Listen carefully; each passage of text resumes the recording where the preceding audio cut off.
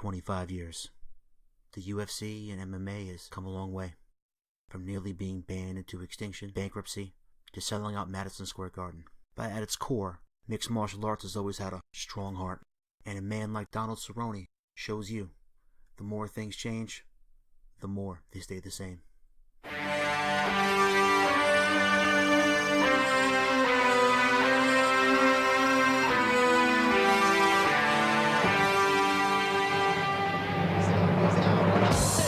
Cerrone and his guard.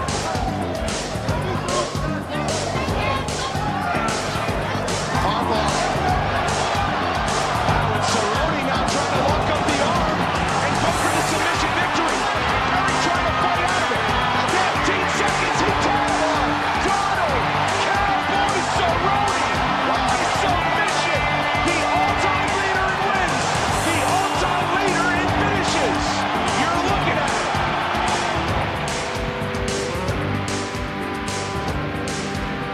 They showed me a picture of him in his boots and his buckle. I got so emotional, lost it. I've never felt that in my life. So having a baby changed me. I know what I'm fighting for. I never knew it before, but I felt it, man. It was like, oh, you ain't taking food out of my kid's family, man. No way, no how. Parsons, your WEC They say it on the thing, most wins in UFC history, baby! and most finishes in UFC history. How does that feel here in Denver to do that, baby? What a monumental thing to do it in. I'm so proud. I love you, Denver. I love you. All right, before I'm Rich, he's Nate, and we're trading blows.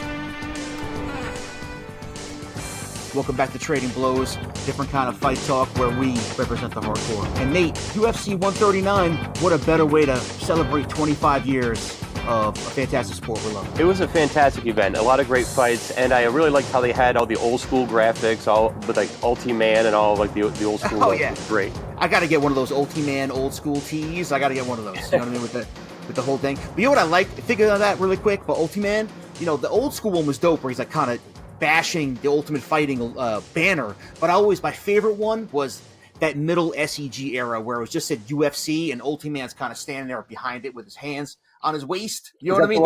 Yeah, like I thought you meant the one where he's like holding it above him. Like I like that one too. I mean, they should really do those, man. Like, why not? Like, I mean, if NFL has like retro weeks and stuff, why not have more of these retro events? I don't want to wait 25 years to have another retro event. I mean, it was cool, but do it some more, you know? It was cool, yeah. I really enjoyed it. The one thing that was missing about the retro look is that they needed to have on the graphics a style portion. You know what I mean? Like every guy had like style judo, like the old school disciplines that they did. And the girls come out with the discipline on the cards and everything like that. They should have went all in on that shit. But we had a lot of old school dudes with some big time finishes, and I think out of the main card, obviously the two ending fights notwithstanding, Macy Barber, I feel, had the biggest impact of the night. She really showed up in her debut with big time Tito Ortiz style ground and pound, just like the SEG times.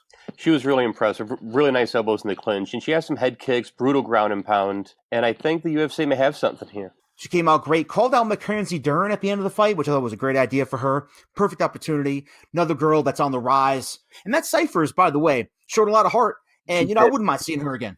No, she didn't. That was a brutal ending, a lot of blood. And the referee had a really tough stoppage, but I thought the ref did a really good job there. We talked before about how important it is for the ref to stop the fight at the right moment. And I think the ref did stop at the right moment here because she was intelligently defending herself for the most part, it seemed, but she was just taking too much punishment and she wasn't getting out of that situation. So the ref had to stop it to save her from herself.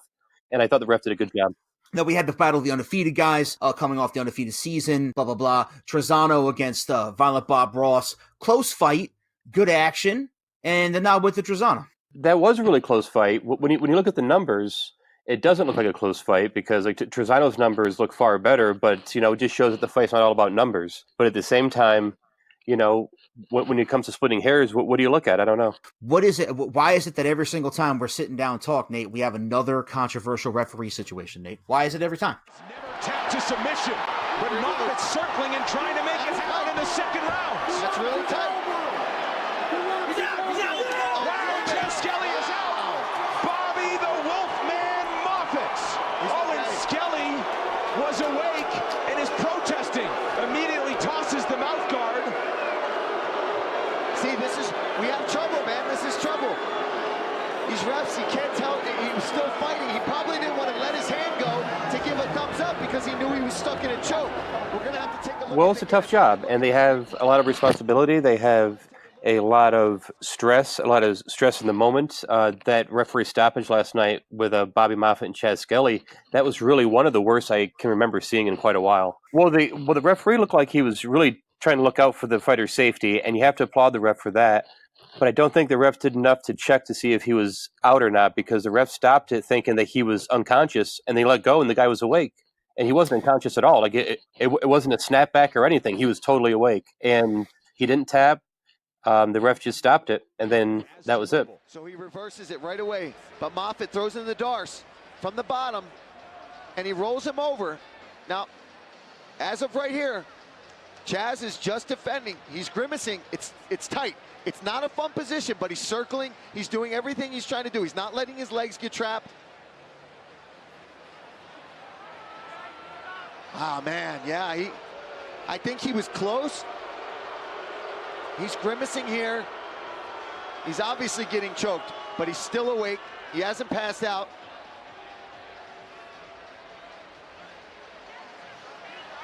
That left arm did stop moving, though. That's interesting. Man, I'm glad I'm not a referee. That's all I can say.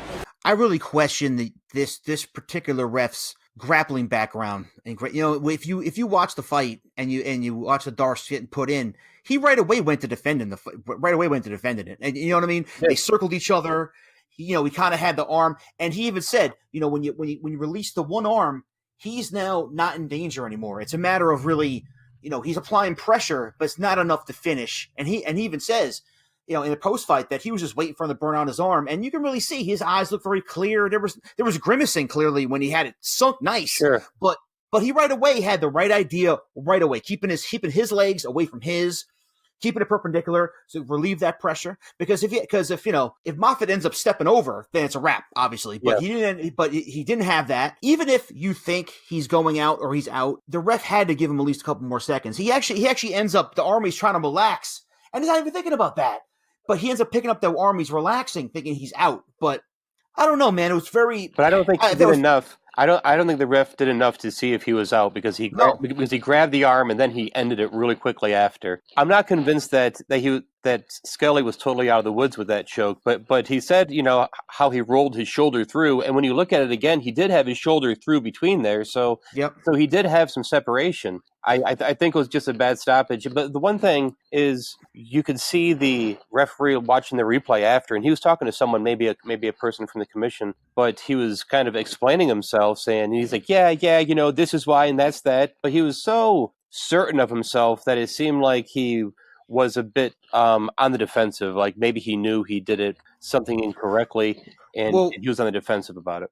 Well, you saw Skelly's reaction right away. I wasn't out. I wasn't close to being out. It was tight when he first sat through with it. It's kind of like a Mars position. When he first sat through with it, my arm was across. It was very tight. When I got my arm out and I extended, that took a lot of the pressure off, and I was relaxing because I knew the only way anybody who rolls, come on, guys, I know somebody in here has to do jiu-jitsu. If a guy's got a march like that and he's burning his arms out, the guy was squeezing for probably a straight minute. His arms, by the time that the ref pulled him off of me, he was about to let go. It wasn't tight anymore. He had already let go of half of his squeeze, so I relaxed. I see what they're saying, but I was here and I came here and I just relaxed. If he would have tried to walk his feet to my feet, I would have stiffened up. I would have walked my feet away. It's basic. It's basic stuff here. So, did the ref give you an exact explanation of what he saw or why he made this? He said that he saw my eyes flutter, is what he said. And when you watch the replay, you don't? I don't need to watch the replay. I said, there's no fucking way my eyes fluttered, because I wasn't in any way, shape, or form out. I remember the whole thing. I remember exactly what happened. I know exactly what was going through my mind. I was defending it perfect. And when I got here, I was going to wait for him to let go. He was going to burn his arms out. We're at elevation. He was squeezing for a straight minute. You squeeze for a minute like that, and then you let me on top of you, it's going to be a long rest of the fight, I'll tell you that. Even Bobby, he was like, yo, what is he supposed to do? You know what I'm saying? It's not his fault. So, they were kind of saying, Bobby kind of knew he had him, and he'll take it, but I mean, it is what it is. They're not going to run it back probably. I mean, Chaz was saying on a post-fight that he's going to look for litigation, maybe try to make it a no contest. There's no way they're making this a no contest, Nate. I mean, the ref called it. He had a submission hold on. It wasn't anything crazy. No, yeah, I don't think you can call it a no contest. I think it's a loss, unfortunately. One person I was looking forward to fighting and disappointing performance in my mind as a fan of hers was Raquel Pennington against GDR here, Jermaine Duraname. Duraname looked really good on the stand-up, dude. Like the Thai boxing was in effect, very clean, and it looked like Rocky wasn't even prepared. I mean, she has striking acumen. Like trains, it has good training in that way. More of a wrestler, but she can get in there and scrap a bit. Wasn't moving her head really, getting tagged up. I mean, Jermaine just put it on her kind of steadily all fight, unfortunately. Duraname was really impressive in this. She gave her a lot of really good 1-2s right on the button that landed really hard. And she had some really nice clinch work, doing some really nice knees to the body in the clinch, wearing her down from the clinch, and used her size advantage really well there, because she's a little bit bigger than Rocky, and she used her size well in the clinch. Rocky was initiating the clinches, but definitely JDR was having more of a time getting in there. She was definitely scoring more from those exchanges, and she was kind of pulling the neutral against the cage maneuver, kind of trying to grind her a bit. But Jermaine was doing a great job keeping that distance enough where she can utilize her length advantage and really tagging her up. And what I didn't like is you see Pennington constantly walking straight back. You know what I mean? Like, she didn't try to circle or make a change an angle. It was, I'm going to walk straight back out of range. And when this girl has more range than you and an experienced striker, I mean, that's a bad recipe. I don't understand what the corner's got to see that too, man.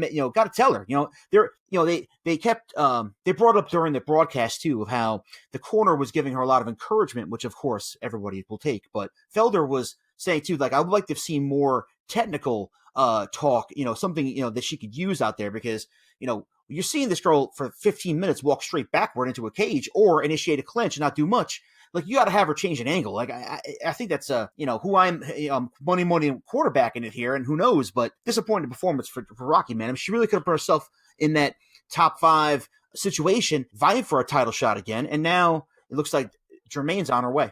Yeah, and Paul Felder talked about something about Pennington, how she seemed disheartened because she missed weight, and how she was kind of defeated before she even got in the ring. And something else that I thought was interesting was how after the first round, like you said, Pennington's corner was talking her up. But after the first round, Pennington's corner told her that she won that round, and I wasn't so sure.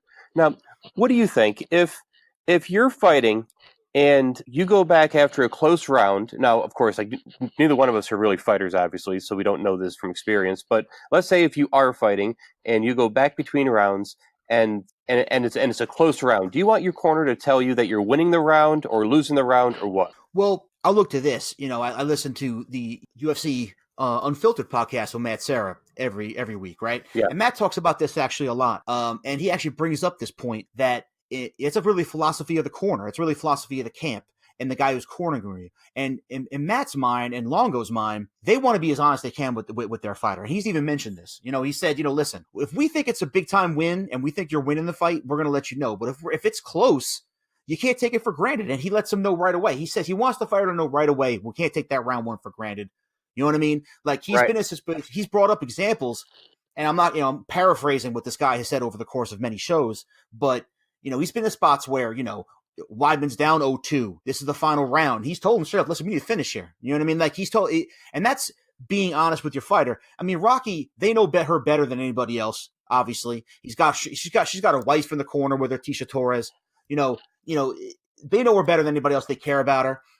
But in my mind, what Paul was saying, Paul, who, on a side note, is one of the best up-and-coming guys behind the mic. The guy is fantastic. He is fantastic. He is one of the best in the industry right now. Dude, he's on the next level. Like, Paul's a great fighter. I'd like to see him fight. He's can't wait to see him fight again. And he's gonna have a great career in that way. But just like a Cormier or a Bisping, these guys are great behind the mic, dude.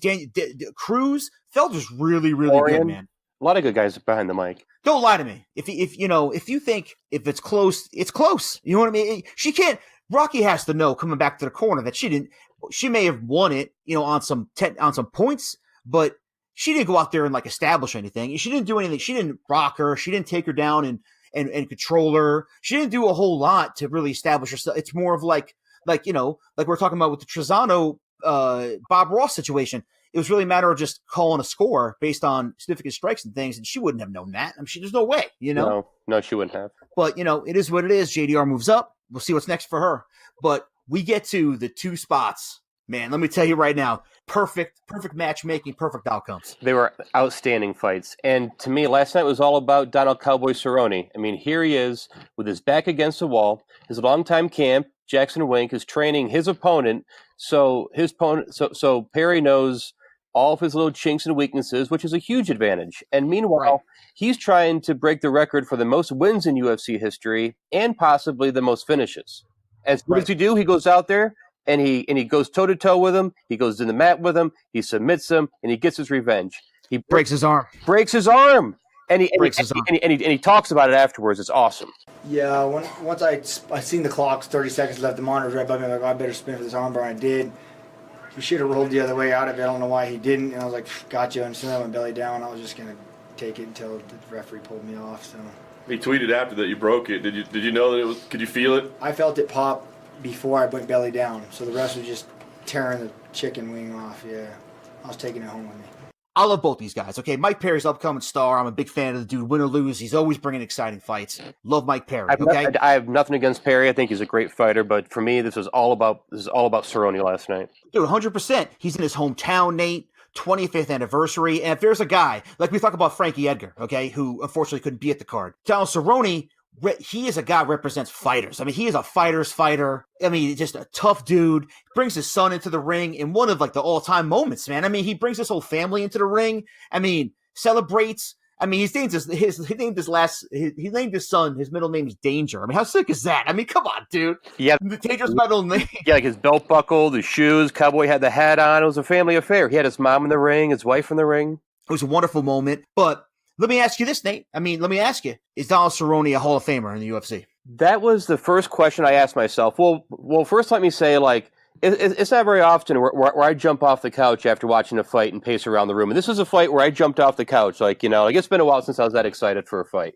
Oh, yeah. And I thought about that for a while. And when I take into account his wins, the finishes, those two records, of course, but also the fact that here is a guy who goes out there and takes fights on short notice, takes losses on fights on short notice, doesn't complain about them, comes back, takes another fight on short notice, loses again, and does it again.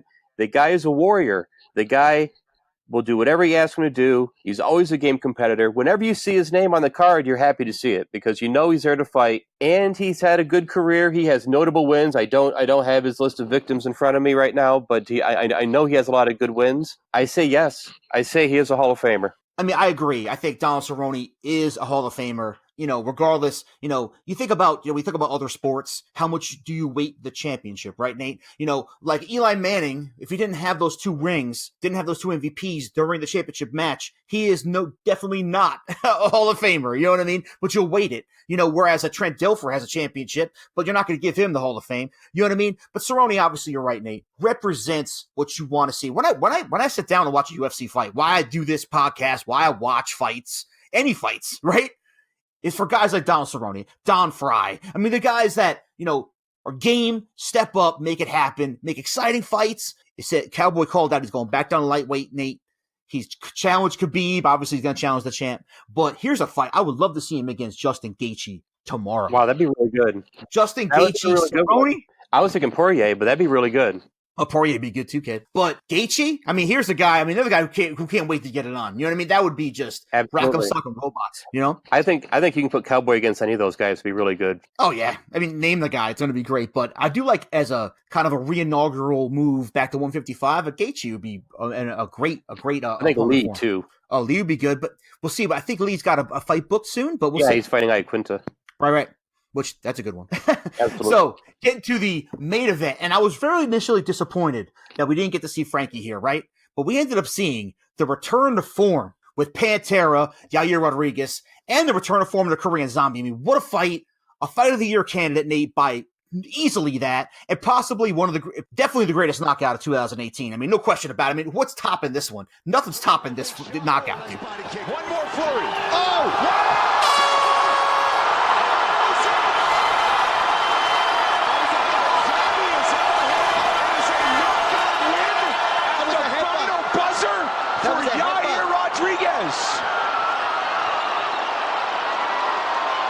It was an elbow. Oh my goodness. And they're calling for medical attention. This fight was just incredible, start to finish. Rodriguez, when it's early in the fight, those leg kicks and his quickness is just lethal. I mean, there are not many fighters at all who are even close to that kind of speed. And Zombie had some really nice, dirty boxing early in the fight. Great action throughout the fight. It was a really hard fight to score and judge. Yair had the great game plan with staying at range and using those kicks. And I love it when a guy that really focuses on kicking doesn't care about the takedown. You know what I mean? You're facing a guy like Zombie who, fantastic everywhere the fight goes, right? He showed great boxing, straight punches, straight down, great boxing. But when you don't care about the takedown and you can throw those awesome, inside leg kicks, and he's doing like capoeira turnover kicks. Yeah, it was awesome. It was awesome. And I love to see the creativity. Nothing more than nothing gets my blood going than seeing new stuff I've never seen before. And I haven't seen an elbow like that since Tony Franklin against Anderson Silva when he gave him the Ungbach uppercut elbow to the face and put him into the next universe. When you see in Yair, oh my God, dude, the Hail Mary. Close fight, but in my cards, I had Korean Zombie winning that fight. So he pretty much pulled that one out of the ashes defeat in my mind with an unbelievable knockout. It was an unbelievable knockout. And Felder made a really good point in this fight that I thought was interesting, and that there are a lot of fights where someone is losing a round and they kind of pack it in for the rest of the round to save it for the next round to win the next round.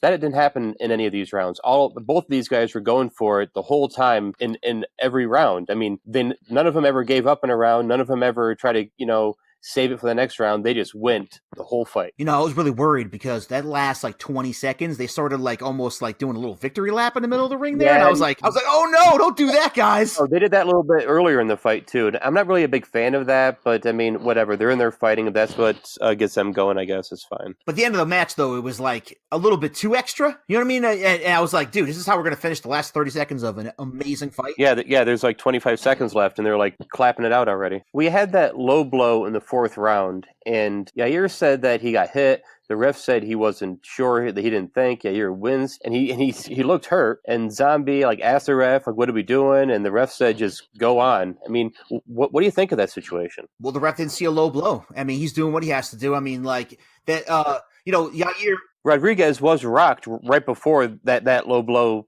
supposedly happened, because he took a big straight to the face. Korean Zombie was trying to be as classy as can because he was grimacing and he was like, I'll stop because, that's the kind of guy Zombie is. Right. But the ref was like, nah, man, go ahead. I mean, it is what it is. You don't see it. I didn't go back and rewatch it, but I don't recall a low blow, But I mean, that was an amazing fight. It was definitely a fight of the year candidate. It was one of the craziest finishes I've ever seen. I've never seen an elbow like that, even land really in a significant way, let alone knock anybody out. And I don't know if we'll ever see a knockout quite like that again. There's no way that is not the knockout of 2018. It's unbelievable. Close the book on it, Nate. There's not going to be another one. I mean, if something beats that, I don't even know. I think I'll have a brain aneurysm. I don't know how. I mean, what else is going to happen that's crazier than that?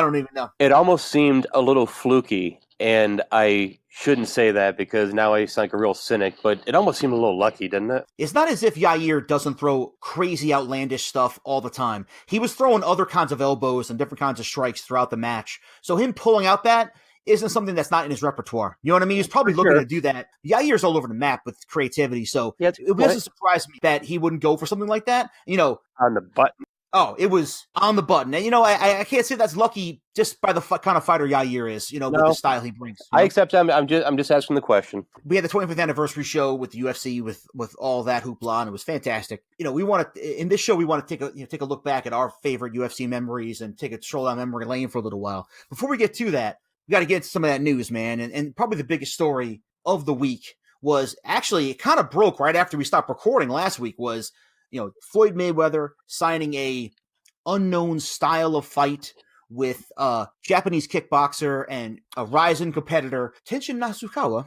who, if you look up any of these highlights of this guy, is unbelievable. And I'm going to kick it to you straight. A name that I've heard, but I don't really watch him. I haven't really watched anything, but I've watched highlights and fights since this announcement.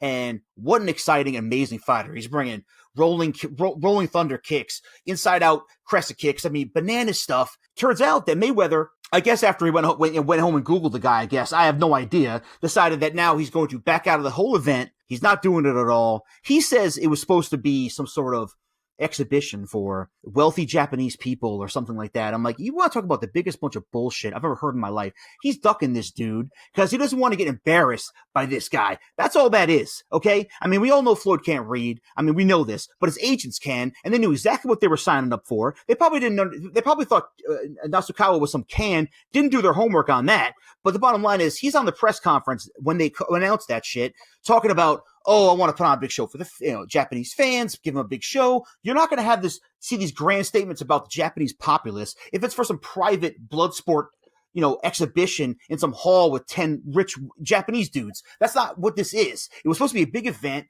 They probably didn't agree on the rule set beforehand, which was also his bad, but smarts isn't exactly this guy's forte. We know this. You know what I mean? And just wastes everybody's time. It's embarrassing for him. I never expected to be a mixed martial art fight or a mixed rules fight or anything like that.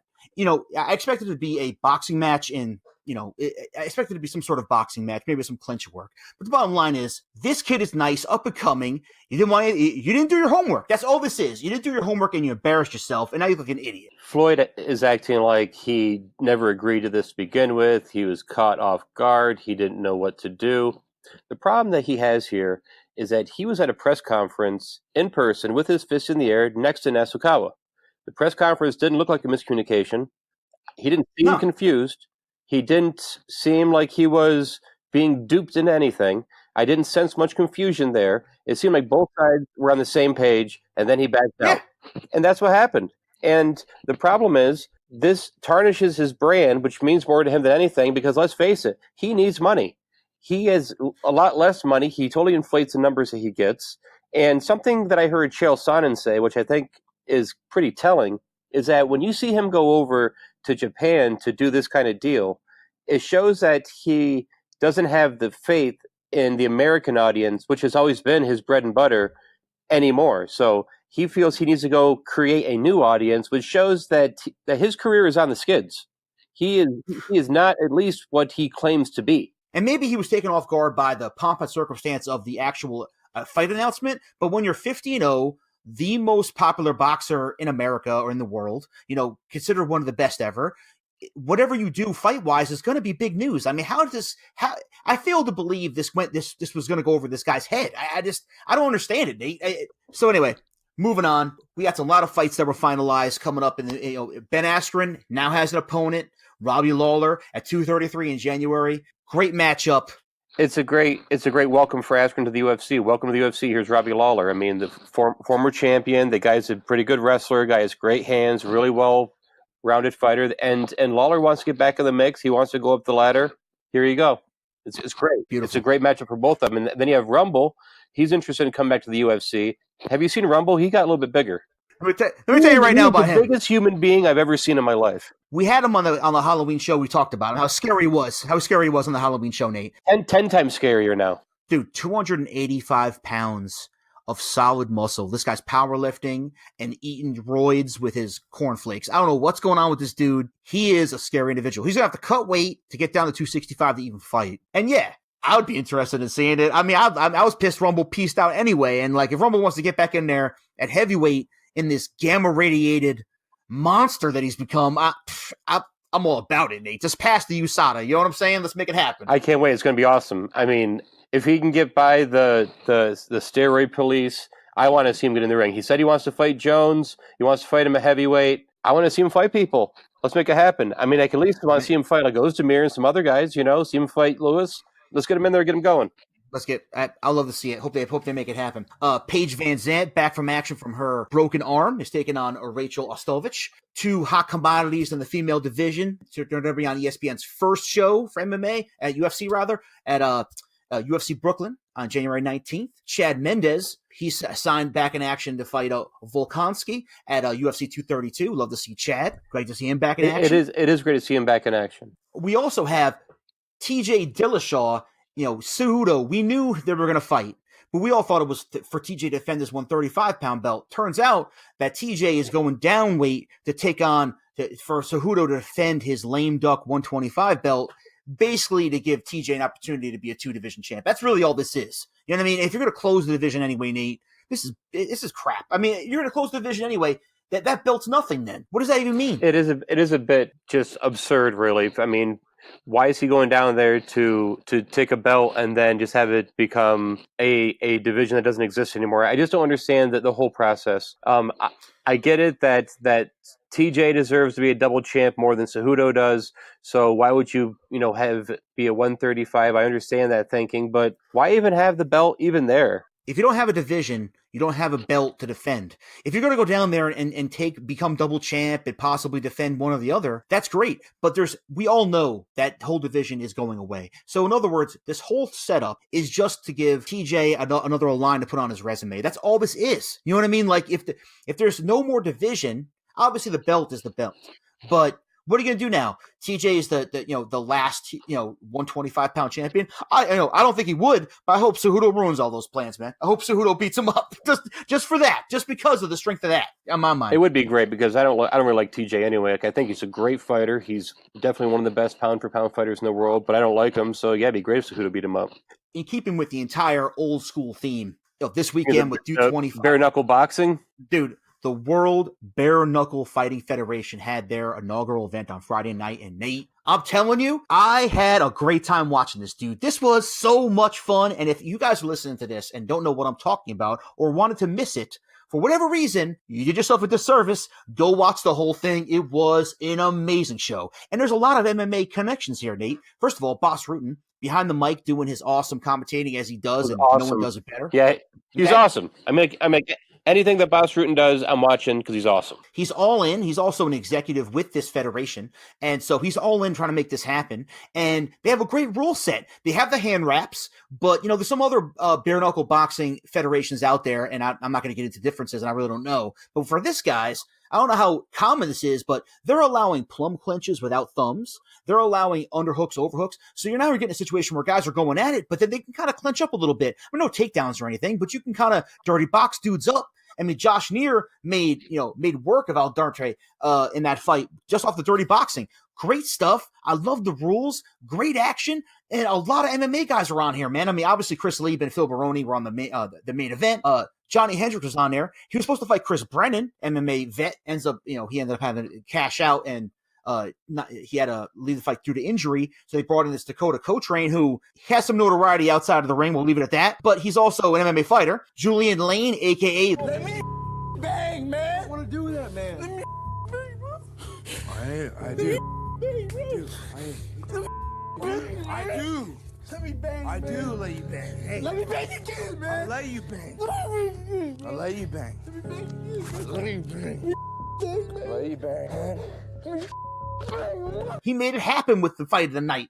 Dude, I love this. Josh Neer, the dentist. I mean, it was a great night of fights, man. I had a lot of good times watching this, man. It was fun as hell. There were some really great highlights. I mean, obviously the Lieben fight with Baroni. I mean, Baroni was face down, palms up, and the Hendricks knockout. I mean, that was pretty brutal. Got him right in the button with that one. Dude, Johnny Hendricks' jaw went into the upper deck, dude. That was bad. That was a bad knockout. Some of those fighters afterwards, I mean, I saw this guy with these stitches in his face. I didn't even know what his name was, but oh my God, it was like faces of death. I've never seen anything like it. And then did you see that guy with that hematoma on the side of his head? Yeah.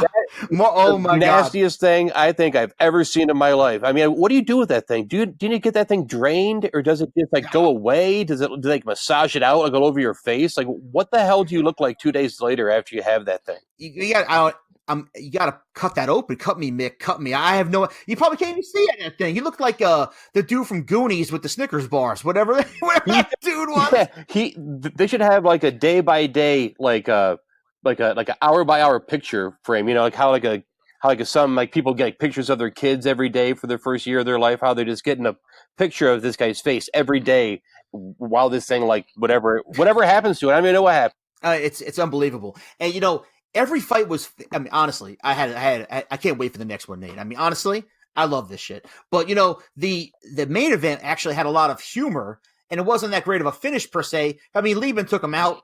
But I don't even know what happened there. I mean, I think Phil Baroni, honestly, didn't understand the rule set or forgot them because he's going for double legs. Like, what are we doing? And I will never understand that. How do you sign up for a fight and train for weeks and months on end and not even know what the rules are. I mean, is he training for takedowns for this event? Did that really happen? Did he really train for that?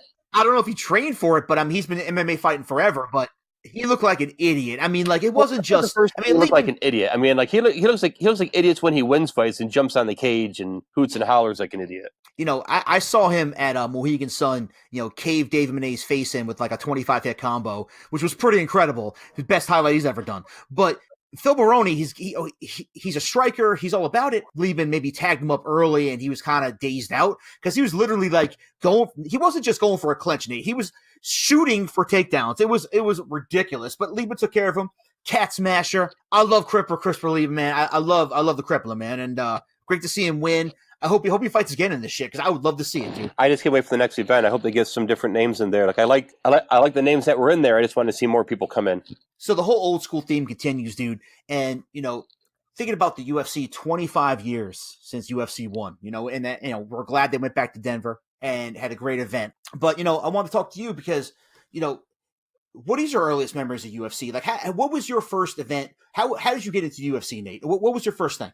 Well, the first thing I remember for the UFC was back in the mid-'90s when I was a teenager, getting the video down at the movie store and bringing it home. Like you're down there looking for whatever, and you see this on the rack, and someone talks about it, and you bring it home and you watch it. And there were things that it just seemed unbelievable. You know, like with Royce Gracie, like who is this little guy tying up these big, roided up monsters, tying them all into knots with these 350-pound guys fighting these 140-pound guys and losing to them.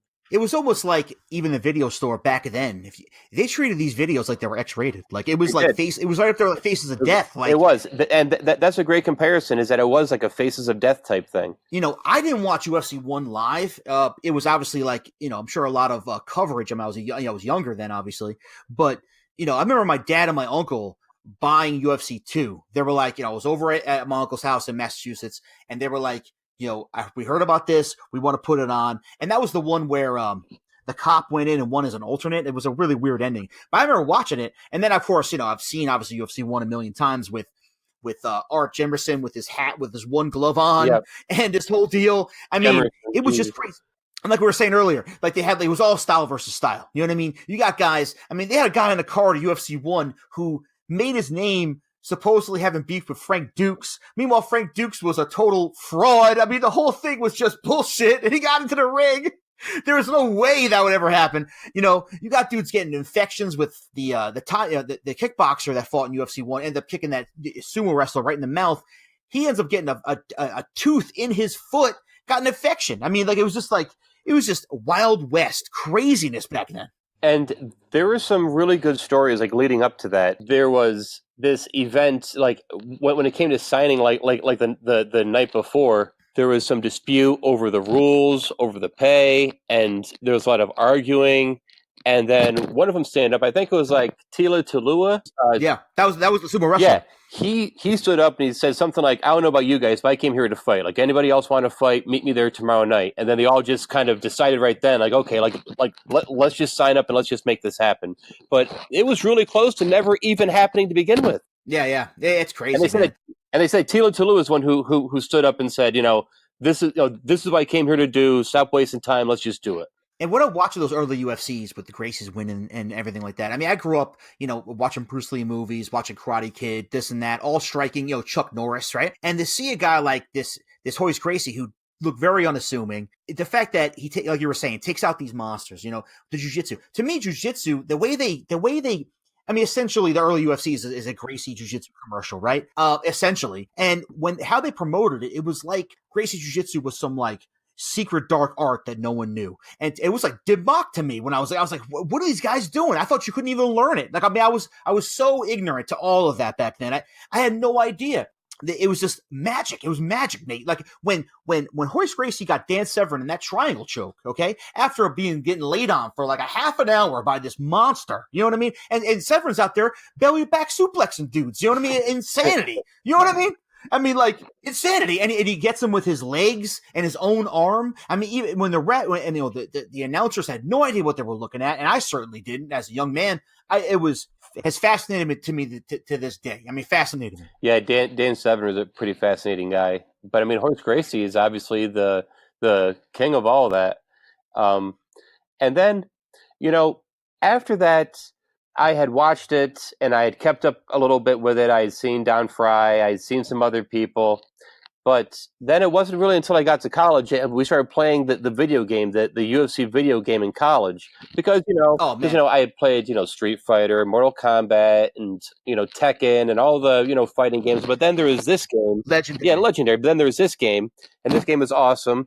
But then you started to just, obviously realize that these are real people like Chuck Liddell, Jeremy Horn, Tito Ortiz, Frank Shamrock.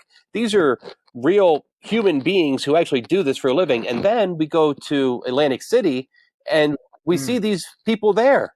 And they're there in the flesh and blood. Like I walked up to Chuck Liddell and I shook his hand, and he was on a video game one day and he was there shaking my hand the next. So, and then I had this emotional attachment to them. I was rooting for Liddell and Tito and Randleman and Couture and, all those guys and Jeremy Horn. So I had that emotional attachment, and I guess that was when I really became a really big fan. And I guess I've been a big fan since then because of that reason, because of the emotional attachment that kind of started with that video game of all things. Well, you're right, because, I ended up watching, early UFCs like, Ultimate 96 and all that. And then there was a time period, like 2 or 3 years there, that it kind of, obviously internet wasn't what it is now. You know what I mean? And, and like things kind of leave your mind. It's like, oh, UFC's dope, but I'm like, do they still even do that? Like there was some dark ages there where like we didn't even know if the fights were even going on. 98, 99 was really rough for sure. Right. There was money. It was like kind of in the back of my mind. Like when we met in college, it was kind of in the back of my mind. And then we started playing the video game, and I'm like, oh yeah, like I remember this. This is awesome. We were at the last show live of SCG's reign as the owners of that company. I remember being in that arena thinking like, this could be the last time we ever get to watch UFC. And that's why we went to see the thing. We thought that honestly, it was a wrap. Yeah, we're like, oh, this company's going to buy them, Zuffa, maybe they'll do something with it. We had no idea what they were going to do. We had no indication that we were going to see, what we're going to see today, obviously. But well, then soon after that was when Pride was really starting to peak, and that's when we were at those events. That's when someone told us about Sakuraba and Gracie. Yep. And the first time I ever heard Sakuraba's name was right after Tito beat Tanner, which I think was like right after that one you just talked about. Because we went to 3 in a row, so it's the second one I think. Yep. And then the third one was Couture Hiza won, and but that was the first time that I'd ever heard Sakuraba's name. And then, like you said, someone said that he just won a 90-minute fight against Horace Gracie, and I'm like, Horace Gracie, what? Blew your mind. 90-minute fight? What's going on? And that was the first time I heard about Pride. And then, I mean, once I got into Pride, that basically just went on autopilot from there. That just took control of everything. What are some of your old school favorite fighters from back in the day? We all know about Horace Gracie. We all know about guys. What's that other guy that you really like? I mean, obviously there are some legends out there, but a guy that doesn't really get talked about. I got one for you. You can go first, but I got a great one. I would say, if we're just talking about random people who we like to see fight, who may not have been the greatest in the world, but just people who like I wanted to see fight. One that comes to mind was Brian Johnston. Up against the fence. Johnston very powerful. Oh, and he just whips him to his back. What a move by Johnston, and he's got him in the mounted position. Big right hand, and that's it. It's over quick. Oh my gosh. Stay right there. All right. Stay right there. It's all right. Furious effort by Johnston. The winner, Brian Johnston. Where he took the guy down. I think he headbutted him in the face 15 times or something like that. Just a brutal animal. And I remember one time John McCarthy went to break it up, and he tackled him, and he broke his nose, and, and he didn't have a scratch on him other than John breaking his nose, and he yelled at him or something like that. But just a random guy. I would say him. I would say Keith Hackney. I mean, I love Keith Hackney. I mean the groin strikes on Joe San. I mean, you can't do that anymore. After a valiant performance in the 3rd Ultimate Fighting Championship, Keith Hackney returns tonight representing White Tiger Kenpo Karate. Hi, my name is Keith Hackney. I'm from Roselle, Illinois. I train at Salviano's White Tiger Kenpo Karate in Addison, Illinois. I'm back at UFC 4 to test my skills. And but Keith Hackney, he's actually at the forefront of trying to bring the MMA to the Olympics. He's really trying to make that happen. And like you hear his name a lot, and that's really great. I mean, I didn't know that at all. I mean, I love Keith Hackney, but like these guys, Johnson and Keith Hackney, these guys have like, I don't know, 6 or 7 fights total in the UFC. Oh yeah. One guy that I brought up that, obviously has a lot of credentials that was pretty significant. Marco Huas, the king of the streets. Oh, for sure. Dude, Marco Huas, ends up with the lineage of Hizo and, Cozy Aldo. I mean, that tree all started with Marco Huas. The first guy when he won a UFC 7, it was the first guy to win a UFC tournament with a striking strategy.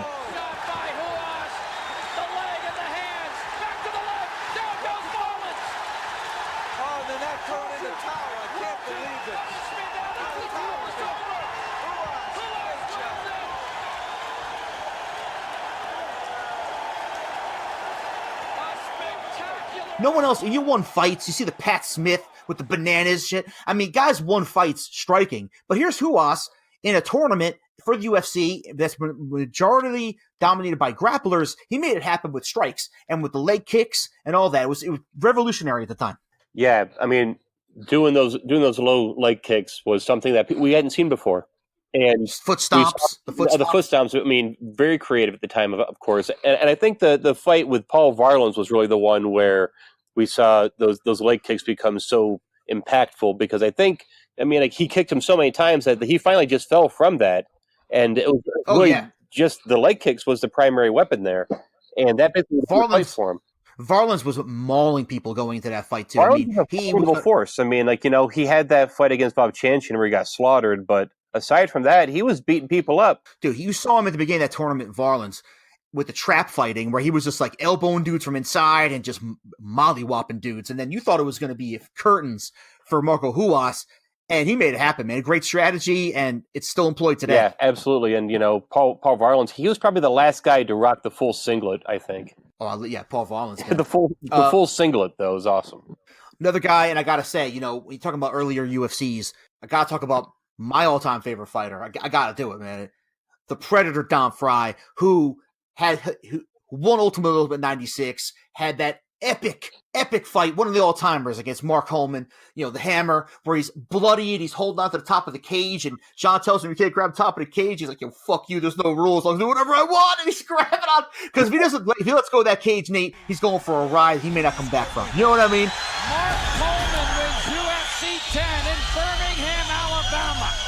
Well, they were celebrating. I said, get me the hell out of here. Paramedics came in. They wanted to put me on the gurney, wheel me out. Robert DePersia, God bless him, he said, no, he'll walk out.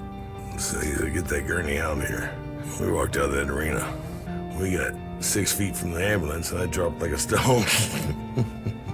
He broke my occipital and, did a little bit more damage here and there, but I earned them scars that night. Those are my scars, my injuries.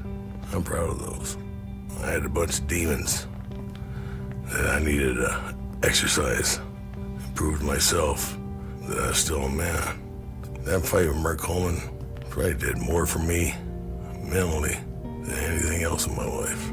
It was just, dude, what can you say about the Predator Don Frye? I mean, it was just, I love that guy. Because another guy like Cerrone was always there. Will take a fight today if you sign up to it. Never gave a fuck. And my favorite all-time fighter, Don Frye. What can I say? Yeah, Don Frye, he's that guy that you just need to tell him where and when he'll be there. And, his fight against Ken Shamrock, that was in Pride, but that was just, one of the biggest fights in the sport's history. And I wish the UFC brought him back a little bit later in his career, because he was still really good, up to 2002, 2003. Right around the time he fought Ken Shamrock, he was still a really good fighter. And I wish the UFC brought him back a little bit later in his career, because we didn't see him again after. I don't even know when the last time was he fought in the UFC. 96, 97 probably? Yeah, I think Ultimate 96 was his last appearance for UFC. Yeah, Ultimate 96 was, and then he moved on he fought Gilbert Yvel in Pride 16 after that. So that was his last appearance, where he beat Tank Abbott, Gary Goodridge, but submission. That was a big time win for, Ultimate 96 was billed as the all-star game for UFC. And to me, I honestly, I thought that was the last event they ever had. It was so penultimate how they did it with previous champions and all this stuff, and they brought it all together. That was kind of the peak and went to a downfall at that point. They couldn't get it signed anywhere. They couldn't get the fights, regulated anywhere. John McCain had a big hand of kind of sweeping it off the map within America and nearly killed the sport entirely. Yeah, it was a really rough time in the late 90s, and that was one of the reasons why a lot of people like you and I hadn't watched it so much in 97, 98, and so, because, yeah. I mean, even Pride events, Nate, when we heard about it, the only way we could have watched it was on serious tape delay on our buddy's Dish, and it was only on Dish like 2 weeks after the event or a month afterward. I mean, that's the kind of things we were dealing with back then. Yeah, it was just a whole different world back then, because we would hear about things, and then we'd see them weeks later, and sometimes we wouldn't see them at all for months. It just depends if you found someone on campus who had a tape, or if you knew someone who could get a tape.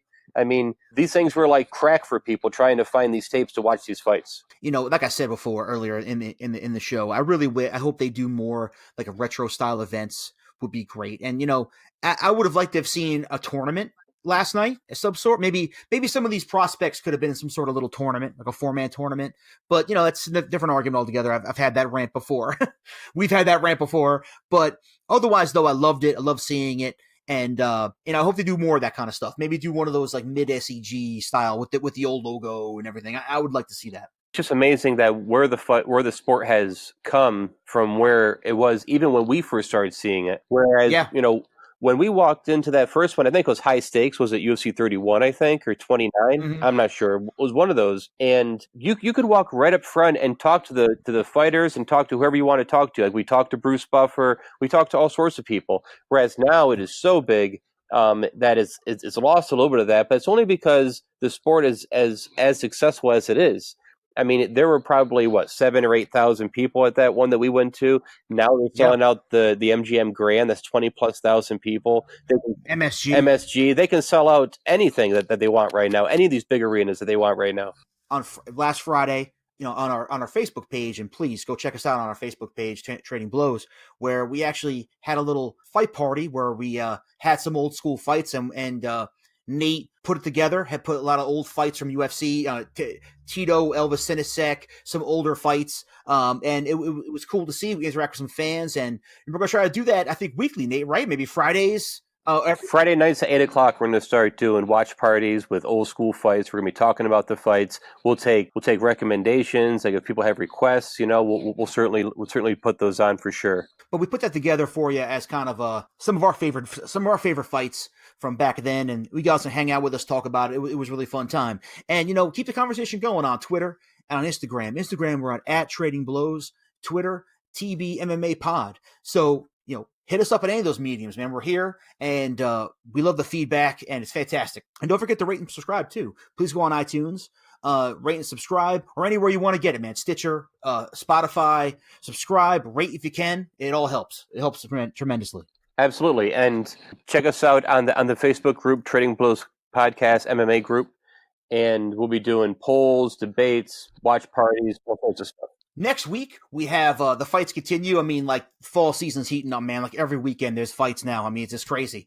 And we have a great one coming up next week, UFC Fight Night 140 out of Argentina. And it's going to be a really great night of fights and a situation where you're kind of seeing some young blood here, Nate. I really enjoy seeing these kind of cards where you have a lot of prospects on the card. Guido Cananetti against Marlon Vera. They were both tough Latin America competitors. Khalil Roundtree coming off his first round knockout of K1 Glory kickboxing phenom and legend Gokhan Saki. I mean, it was a second MMA fight, but I mean, listen, you're knocking out that guy of that kind of caliber. That's a big time win for the kid. He's going up against this Johnny Walker, who I'm not familiar with, but all I know is he's 6'5", okay? And he's coming out of the Contender Series down in Brazil, and I'm looking forward to seeing what that kid's about. And we also have Cesar Mutante Ferreira, Nate, against Tom Breeze. And Tom Breeze is a big-time prospect, too. He is. And this Mutante Ferreira, I mean, Belfort took him in under his wing at 17, raised him like a son. The guy's a tough Brazil 185 tournament winner. This guy's going to light up the fight, win or lose. So he's always in it, man. He's always a game guy. Tom Breeze really needs to bring his A game here, and he's a really good grappler, working on his striking. But this is your really striker versus grappler type situation, it seems. Tom Breeze, very big up-and-coming prospect out of England, like we said. He's 11-1, okay? His only loss being a very close decision to Sean Strickland. That could have went really either way. This guy, he's won the Junior National Freestyle Wrestling Championship. He plays second in the IBJFF Championship as a purple belt. So that's pretty good. More than pretty good. And he went 7-0 back in England at the local circuit, where he amassed 7 wins, no losses, all finishes, with 6 of them being by subs. And now he got to the UFC. Now he's TKOing dudes, making it happen. And Mutante is going to bring the action. This is going to be a great showcase for Breeze, possibly, or finally back into the prime limelight for Ferreira. It's going to be a great matchup. It should be a great matchup, and I think whoever wins this fight's put themselves in a good position to get lined up for a shot at the title soon. For real. But one fight, though, that I want to look at that I really think could be a sneaky fight of the night candidate, okay? And that's Cynthia Cavallo against Paulina Botelho. I mean, you got 2 ladies here that are really on the verge of taking that next step to be really big superstars in UFC. And you have Cynthia Cavallo, who she's now coming off her 9-month suspension. She was suspended for pot use after her first loss to the Cookie Monster, Esparza. Scrappy boxer, and kind of like a female Diaz brother, so to speak. That's the kind of style she brings to the table. You know what I mean, Nate? And she the way I first found out about her was, Cody Garbrandt and the Alpha Male boys were really talking her up before she even really came into the ring, at least in our mind. And she really brings a very exciting, well-rounded style. Very scrappy, like we said. And she faces this Paulina Botelho, who, former lightweight XFL champion, Muay Thai stylist, very exciting. So you have a situation here with these 2 girls who actually, Paulina, she came off a win where, everyone was really hyping this Pearl Gonzalez. They thought she was going to be the next big thing, and she might still be, but they were really hyping her up coming into that fight, and Paulina took care of her. And, she's very good with the striking, Nate. You have Muay Thai against, scrap pack boxing, wrestling versus jiu-jitsu and Paulina's side. She's got strong wrestling over, but Cynthia working with the Alpha Male boys. This could really be the fight of the night here. It really could be. Yeah, you really have a clash of basic styles with a clash of wrestling and jiu-jitsu and a clash of boxing and Muay Thai fighting. Whereas you have that dirty boxing that you have from Greco-Roman and boxing, of course, along with a different type of clinch fighting with Muay Thai, where they want to get a hold of the back of the neck and do the strikes with the elbows and knees. So you're really going to see a real clash of styles here. And I mean, it's going to be super exciting. I mean, both these 2 are really rising stars in the division. The winner of this could be vaulted into the conversation with all those top ones like Rose and Johanna. So I can't wait to see what happens here as a fight of the night candidate. It could be fight of the year, possibly. Who knows what's going to happen? I can't wait. 2 fantastic matches to end that night, Nate. The co-main, the main. Co-main, Ricardo Lamas, Darren Elkins, 2 of the most game guys out there, veterans. It's going to be a great fight. It's going to be a fantastic fight. Ricardo Lamas, I mean, this guy was just electric a few fights ago, and then he had a couple of losses, and he's on the comeback here. And Elkins had a loss too. I think he won his last one. He beat Conda, I believe. And yes, he beat Conda. And he lost to Dos Anjos before then. But, to pick this fight, I think it's going to be Elkins. I think Elkins is going to grind him out. Elkins is just a nasty, grinding fighter. Kind of reminds me of like a Couture a little bit in a way, how he just takes him down, beats him up, unapologetic. And I think he's going to be a little bit too much for Lamas. Lamas really needs a win here, but I don't think it's going to happen for him next week. Yeah, Lamas is on a two-loss streak, and he really has to get back in. And it wasn't too long ago when he went 5 rounds with Jose Aldo, and going 5 rounds with a prime Jose Aldo is a feat in of itself. So the guy's game. He can make it happen. And he's got. Both these guys are so well-rounded, Nate. They're both tough guys. I just see one of those knock them out, drag them out fights, a great fight here, where, I feel that, in my mind, I feel the bully, Lamas, is going to do enough to win here. I see Elkins the type of guy that takes one to give one. And when you're taking one to give one, which, makes for an exciting fight, you're also giving up points, Nate. And I feel it's going to be one of those things where we're going to be kind of looking at a 3-round fight where, okay, who had more significant strikes? Like you were mentioning before with the points. How are you going to score this one? I see it like that. Lamas and Elkins both have ground games. Lamas, great wrestler. Fantastic. But, I see both guys that like to showcase their stand-up, like to get in there, dirtied up, make it happen. I think Elkins is going to take too much punishment over the course of this brawling style fight I predict seeing. I think Lamas is going to do enough to win a decision in my mind. I think it very well happen. We also have Neil Magny versus Santiago Ponzinibbio. Rich, I can't wait for this fight. This is going to be exciting. Battle of 170-pound contenders. Really looking to get into that title conversation with this matchup. Ponzinibbio had a great outing against Mike Perry and showed a lot of heart, a lot of grit, a lot of resilience. And Neil Magny's been fighting really well, too, lately. Neil Magny has a 7-inch reach advantage in this fight. Yes. I mean, it's incredible. A modern Dalsim from Street Fighter, if you could think of it that way. Whereas Ponzinibbio's on a six-fight win streak, Nate. He's beaten Mike Perry, as you mentioned. Gunnar Nelson. Been on a roll here, taking dudes out. But Magny's no slouch, man. I mean, they're both similar in ages at 31, 32. And Magny's been in there for a long time almost. He's beaten Condit, he beat Hendricks, he beat Lombard, Eric Silva, Kevin Gastelum, who's fighting for the title soon. He has a lot of notable wins, and Ponzinibbio is trying to get there. I see personally here a striking match with Neil Magny really utilizing that 7-inch reach advantage that you mentioned, Nate. But I feel how to get it done for me is I feel that Ponzinibbio will finally get to showcase his submission game. He did earlier in his career. You know what I mean? He had a lot of subs back in the day in his early, not for UFC, but coming up in, I wouldn't say amateurs, but in other local shows, he had a lot of submissions, and he is a black belt. You know what I mean? And he finally will get to showcase that. I feel like to win the fight, he has to get into that range, get out of those crazy kicks of Magny. I mean, Magny has one of the all-time knockouts with that spinning kick to the face. I mean, he does some banana stuff out there. You have to get through that and mix it up, get the takedown. And I feel Ponzinibbio is going to secure a submission in the 3rd round, personally. Yeah, I think this fight really comes down to can Ponzinibbio weather the storm from Magny, get past that range to impose his will? Does he have the resilience to get through that? Because